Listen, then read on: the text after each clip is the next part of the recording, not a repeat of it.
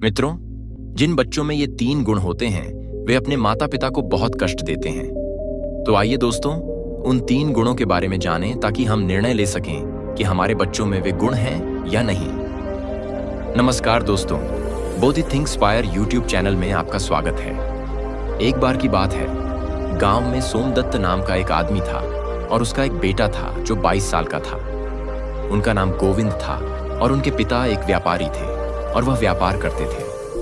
उनका बेटा दिन भर वह अपने दोस्तों के साथ घूमता रहता था।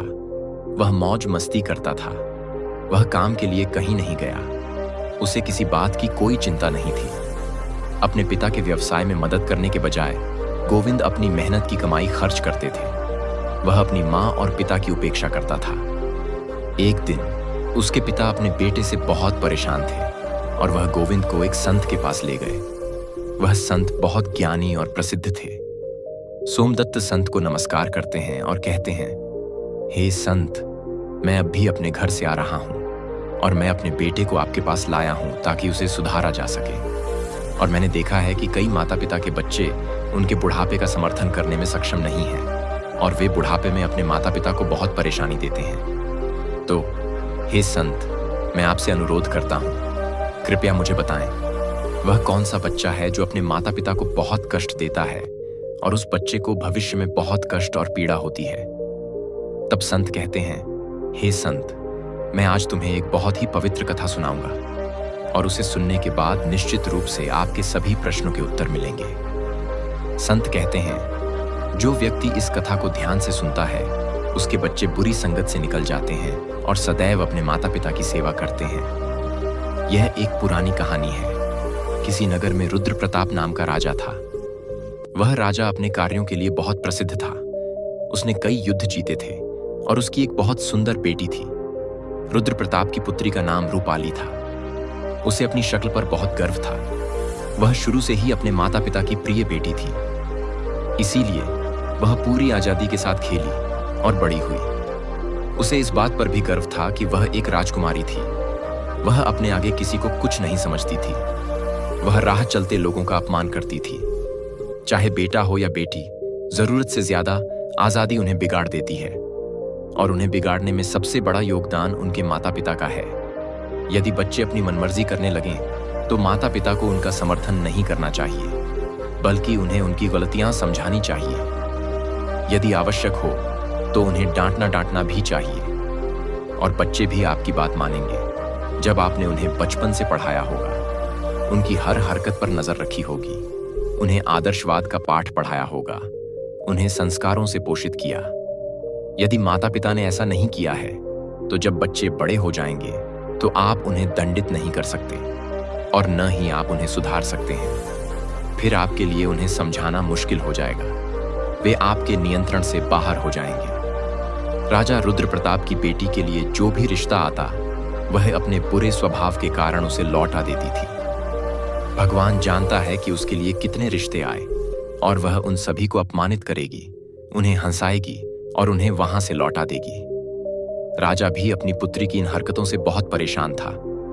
एक दिन राजा ने अपने राज्य में अपनी बेटी रूपाली के लिए एक शादी का आयोजन किया। कई स्थानों के राजकुमार और राजा विवाह में भाग लेने आए। सभी राजा महाराजा आए और अपने अपने आसन पर बैठ गए। वहां राजकुमारी रूपाली हाथ में माला लेकर अपनी सहेलियों के साथ राज दरबार में जा रही थी। रूपाली अपनी सुंदरता के घमंड से भर गई थी। वह सभी राजकुमारों को ध्यान से देखती हुई आगे बढ़ने लगी। वह राजकुमार के सामने जो कुछ भी देखती, वह उसकी प्रशंसा करती और आगे बढ़ जाती। सभा के बीच में राजकुमारी द्वारा अपमानित होने पर राजकुमार सभा छोड़कर चला गया। राजकुमारी एक मोटे राजकुमार के पास पहुंची। वह मोटे राजकुमार पर हंसा और अपने दोस्तों से कहा, हे दोस्त, इस आदमी के शरीर को देखो। ऐसा लगता है जैसे किसी ने उस पर आटे की बोरी डाल दी हो। वह अपने शरीर के आकार पर बहुत देर तक हंसता रहा। राजकुमार राजकुमारी से शर्मिंदा हुआ और दरबार छोड़कर चला गया। उसी तरह राजकुमारी अगले राजकुमार के पास पहुंची। राजकुमार थोड़ा लंबा लग रहा था। राजकुमारी रूपाली ने अपने कड़वे शब्दों से उसका अपमान करना शुरू कर दिया। हे मित्र, इस आदमी के शरीर को देखो। ऐसा लगता है जैसे किसी ने उस पर आटे की बोरी डाल दी हो। राजकुमार राजकुमारी से शर्मिंदा हुआ और दरबार छोड़कर चला गया। राजकुमार की बड़ी दाढ़ी थी।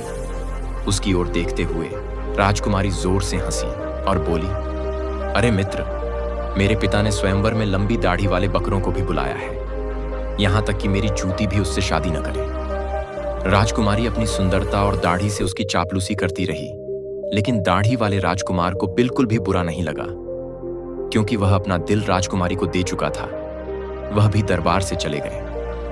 अब एक एक करके राजकुमारी ने सभी राजकुमारों का अपमान किया और उन्हें नापसंद किया। रूपाली के पिता रुद्र प्रताप को यह बात बहुत बुरी लगी। राजकुमार सोचने लगा, इस लड़की ने हमारे सभी मेहमानों का अपमान किया है। इस लड़की को उसकी दुष्टता के लिए निश्चित रूप से दंडित किया जाएगा। क्रोधित होकर राजकुमार ने भरे दरबार में घोषणा की कि भाइयों, मैं अपनी बेटी के व्यवहार के लिए आप सभी से माफी मांगता हूं, लेकिन आज मैं सबके सामने घोषणा करता हूं कि मैं इस लड़की की शादी किसी राजकुमार से नहीं, बल्कि एक भिखारी से करूंगा, जो हर किसी से भीख मांगता है, दिन खुद को खिलाने के लिए, और वह भी उसके साथ खाने के लिए भीख मांगेगी। तब उसे अपने किए पर अवश्य पछतावा होगा। राजा की यह घोषणा सुनकर दरबार के सभी राजकुमारों ने राजा की बहुत प्रशंसा की। सभी ने कहा कि राजा को ऐसी अनैतिक लड़की के साथ ऐसा होना चाहिए। यह कहकर सभी राजकुमार राजा के दरबार से चले गए। थोड़ी देर बाद एक गाना गाता हुआ भिखारी उधर से जा रहा था। भिखारी की आवाज सुनकर राजा ने अपने सेवक को भेजा और भिखारी को अपने दरबार में बुलाया। भिखारी बहुत बुरी हालत में था। उसने पुराने घिसे पिटे कपड़े पहने हुए थे। उसके हाथ में एक छड़ी थी और लंबी दाढ़ी थी।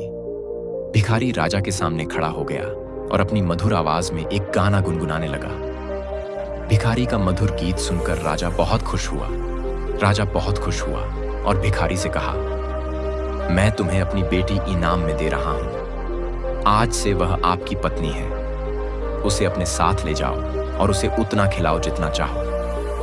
अपने पिता रुद्र प्रताप के कठोर निर्णय को सुनकर रूपाली को उसके पिता ने जो किया उसके बारे में बहुत दुख हुआ। पहले तो उसने भिखारी के साथ जाने से इनकार कर दिया, लेकिन यह राजा का आदेश था, इसीलिए उसे भिखारी के साथ जाने के लिए मजबूर होना पड़ा। राजा ने कहा, बेटी, तुम शाही परिवार में जाने का अधिकार पूरी तरह से खो चुकी हो। अब से यह भिखारी तुम्हारा पति है। तुम्हें उसके साथ अपना जीवन बिताना होगा। यदि आप उसे धोखा देते हैं या उसे छोड़ देते हैं तो आपको मौत की सजा दी जा सकती है। राजा ने रूपाली की शादी भिखारी से कर दी और उसे विदा कर दिया। रूपाली रोते हुए भिखारी के साथ चली गई। भिखारी उसे खुशी खुशी जंगल में ले गया। पास एक सुंदर झोपड़ी थी, जिसके पास भिखारी ने एक आम का पेड़ लगाया था। पेड़ पर बहुत सारे पके हुए आम थे। जब राजकुमारी बाहर गई और उसे देखा, रूपाली ने भिखारी से पूछा कि यह किसका खेत है। भिखारी ने उत्तर दिया, राजकुमारी, मैंने सुना है कि यह खेत उसी दाढ़ी वाले राजकुमार का है जिसका तुमने अपमान किया था, उसे दाढ़ी वाला बकरा कहकर। लेकिन अपना दुर्भाग्य देखो, और दुर्भाग्य से मैंने भी तुम्हें उस दाढ़ी वाले राजकुमार की तरह लंबी दाढ़ी के साथ पाया है। यदि आपने उस दाढ़ी वाले राजकुमार से शादी की होती तो आप आज इस खेत के मालिक होते। लेकिन अब पछताने का कोई मतलब नहीं है। अब तुम्हें सारी जिंदगी मेरे जैसे भिखारी के साथ रहना होगा। फिर थोड़ा आगे राजकुमारी रूपाली ने सुंदर फूलों से भरा एक बगीचा देखा। रूपाली ने कहा, चलो इस बगीचे में रुकें और कुछ देर आराम करें। ये किसका बगीचा है? ये बहुत सुंदर है। भिखारी ने उत्तर दिया, राजकुमारी, यह बगीचा उसी दाढ़ी वाले बकरे का है जिसका तुमने अपमान किया था। इसलिए यहां से चले जाओ, वरना वह दाढ़ी वाला राजकुमार हमारा अपमान करेगा और हमें भगा देगा। अगर तुमने उससे शादी कर ली होती, यह बगीचा तुम्हारा होता और तुम्हें यहां नहीं आना पड़ता। इस तरह वे एक दूसरे से बात करते हुए आगे बढ़ गए। थोड़ा आगे चलने पर वे एक बहुत सुंदर नगर में पहुंचे। ऐसा लग रहा था मानो वह शहर किसी राजा की राजधानी हो। रूपाली ने पूछा, यह किस राजा का नगर है? भिखारी ने उत्तर दिया, मेरे प्रिय, यह शहर मेरी नजर में एक राजा का है, लेकिन आपकी नजर में यह शहर है उसी दाढ़ी वाले बकरे को जिसका तुमने सभा में अपमान किया था। कल्पना कीजिए, अगर आपने उससे शादी की होती तो आप इस शहर की रानी होती। हजारों दास दासियां आपकी सेवा करती, लेकिन आप अपने अहंकार से बाहर आए और अपनी किस्मत तोड़ दी। आपने एक भिखारी से शादी की और अपने जीवन को दुख में धकेल दिया। लेकिन अब आप क्या कर सकते हैं? जो होना था हो गया।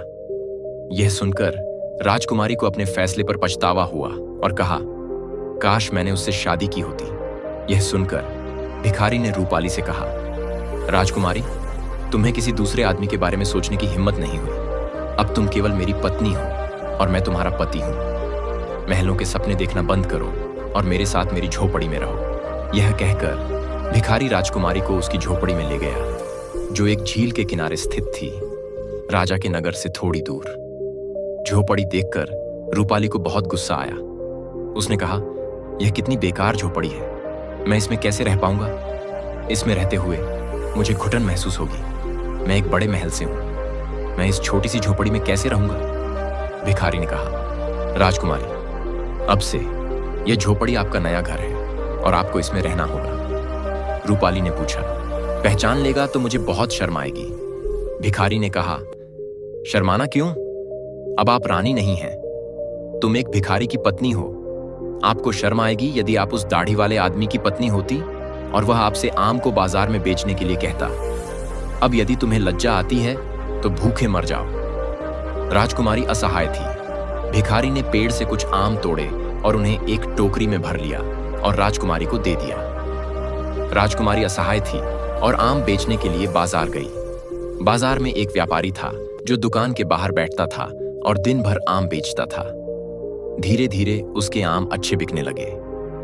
एक दिन जब राजकुमारी आम बेच रही थी तो एक राजा का सिपाही वहां आया और उसे लात मारी और उसके सारे आम इधर उधर बिखेर दिए वहां और कहा, हिम्मत मत करो। जो यहां आता है और अपने आम बेचता है, उसने अपने बहुत सारे आम खो दिए हैं और उसे बहुत नुकसान हुआ है। राजकुमारी बहुत दुखी हुई। वह झोपड़ी में आई और भिखारी से कहा कि आज एक राजा के सिपाही ने उसके आमों को लात मारकर तोड़ दिया। भिखारी ने कहा, तुम पागल हो। अगर तुम यहां आओ और आम बेचो, सैनिक आम तोड़ देगा। आपकी वजह से व्यापारियों को कठिन समय होगा। आप इसे ठीक से भी नहीं कर सकते। यदि मैं तुम्हें कुछ बताऊं तो तुम उसे ठीक से कर भी नहीं सकते।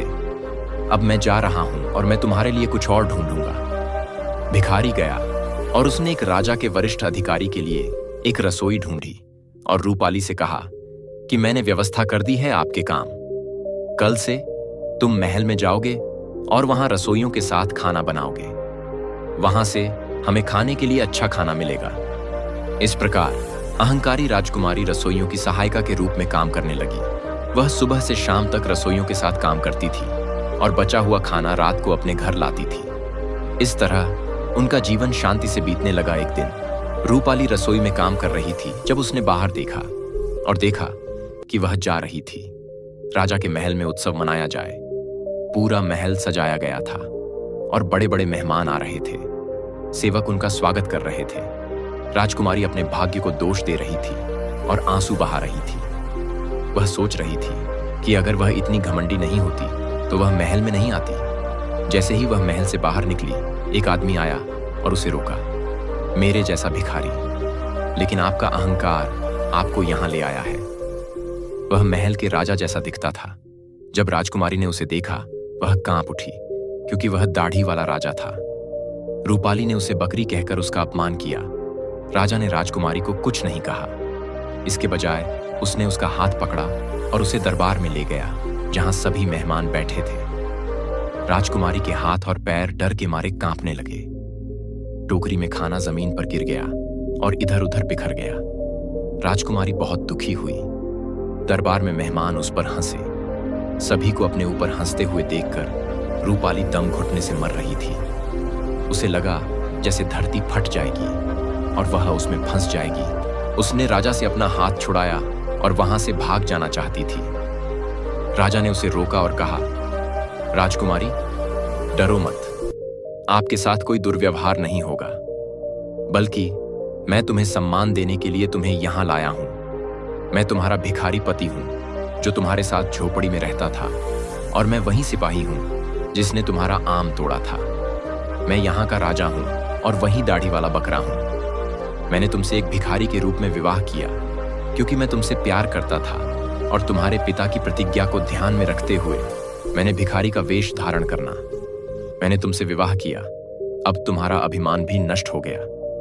इतने सारे मेहमान हमारे स्वागत के लिए आए हैं, अब मैं सम्मान पूर्वक तुमसे विवाह करूंगा। यह सुनकर राजकुमारी बहुत खुश हुई, उसकी आंखें भर आईं खुशी के आंसू। अब नौकरानियां आईं और उसे दुल्हन की नई पोशाक में सजाया। रूपाली के माता पिता भी अदालत में मौजूद थे। सभी ने राजकुमारी को आशीर्वाद दिया और सभी मेहमानों की उपस्थिति में उसकी शादी राजा से हो गई। उसका सारा अभिमान नष्ट हो गया था, वह पूरी तरह से बदल गई थी। उसने सीख लिया था कि उसे अपना जीवन कैसे जीना है। इस तरह राजकुमारी उसी दाढ़ी वाले पति के साथ रहने लगी जो एक राजकुमार था। मित्रों, तो महात्मा सोमदत्त कहते हैं, हे भंते, जो व्यक्ति जन्म लेता है वह व्यक्ति होता है जिसके पास उनके जीवन में बहुत सारी कठिनाइयां हैं। इसीलिए इंसान को कभी भी किसी चीज का घमंड नहीं करना चाहिए। परंतु जब ईश्वर तुम्हें एक गुण से पूर्ण बनाता है तो वह तुम्हें खाली छोड़ देता है अनेक गुणों से, ताकि जब भी तुम्हें अभिमान हो आप इससे सीख सकते हैं। और इस प्रकार महात्मा ने कहा, जिनके बच्चे अपनी मनमर्जी करते हैं और अपने माता पिता का अपमान करते हैं और उनकी बात नहीं सुनते, देखिए बच्चे हमेशा मुसीबत से घिरे रहते हैं। बेटा गोविंद, तुम जाओ और अपने पिता के व्यवसाय में मदद करो। सोमदत्त और उनके बेटे ने महात्मा को धन्यवाद दिया और घर लौट आए। दोस्तों, आज के वीडियो से आपने क्या सीखा? आप मुझे टिप्पणियों में बता सकते हैं। इसी के साथ मुझे आशा है आपको आज का वीडियो पसंद आया होगा। इसलिए इस वीडियो को उस व्यक्ति के साथ साझा करें जिसे यह कहानी सुननी है और उसके ठीक बाद चैनल को सब्सक्राइब करें। तो चलिए फिर मिलते हैं ऐसे ही एक नए वीडियो में एक नए संदेश के साथ। तब तक अपना ख्याल रखें। धन्यवाद और नमो बुद्धाय।